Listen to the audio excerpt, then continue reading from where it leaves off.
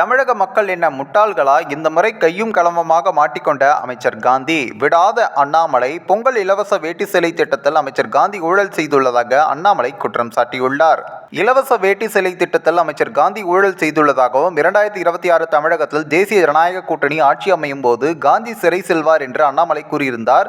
இதற்கு பதிலடி கொடுக்கும் வகையில் மாநிலத்தில் உள்ள பல IAS அலுவலர்களுக்கு பணியிட மாற்றம் வழங்கப்பட்டுள்ள நிலையில் கைத்தறி இயக்குனர் பணியிட மாற்றத்தை மட்டும் திரித்து அரசியல் உள்நோக்கத்துடன் தமிழக அரசின் நற்பெயருக்கு களங்கம் ஏற்படுத்தும் வகையில் வெளியிட்டுள்ள அறிக்கை முற்றிலும் உண்மைக்கு புறம்பானதாகும் என்று அண்ணாமலைக்கு கைத்தறி மற்றும் துணி நூல் துறை அமைச்சர் காந்தி பதிலடியும் கொடுத்துள்ளார்.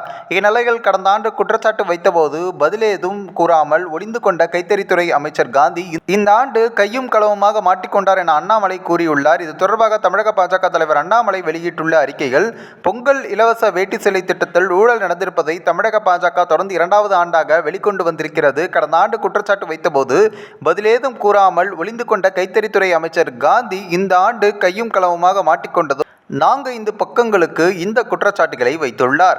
இலவச வேட்டி சேலைக்கான நூல் தமிழக அரசு கூட்டுறவு நூற்பாலைகளிடம் இருந்து தேசிய கைத்தறி வளர்ச்சி கழகத்திடமும் தேசிய அளவிலான ஒப்பந்தங்கள் மூலமும் கொள்முதல் செய்யப்பட்டு நூல் மாதிரிகள் தர பரிசோதனைக்கு அனுப்பப்பட்டு தேர்வு பெற்ற நூல் லாட்டுகள் மட்டுமே கைத்தறி மற்றும் விசைத்தறி நெசவாளர் கூட்டுறவு சங்கங்களுக்கு வேட்டி சேலை உற்பத்திக்காக அனுப்பப்படுகிறது என்றும் இத்திட்டத்தினை கண்காணித்து செயல்படுத்த 6 குழுக்கள் அமைக்கப்பட்டிருப்பதாகவும் கூறியிருக்கிறார் அமைச்சர் காந்தி. இந்நிலையில் தற்பொழுது அமைச்சர் காந்தி மற்றும் அண்ணாமலை இடையே ஏற்பட்டுள்ள மோதல் அரசியல் வட்டாரத்தில் பெருமளவு பரபரப்பையும் ஏற்படுத்தியுள்ளது. இந்த ஒரு வீடியோ குறித்து உங்களுடைய கருத்துக்களை நீங்க மறக்காம கமெண்ட்ஸ்ல சொல்லுங்க. நம்ம ஏஷியாநெட் நியூஸ் தமிழையும் தொடர்ந்து ஃபாலோ பண்ணுங்க.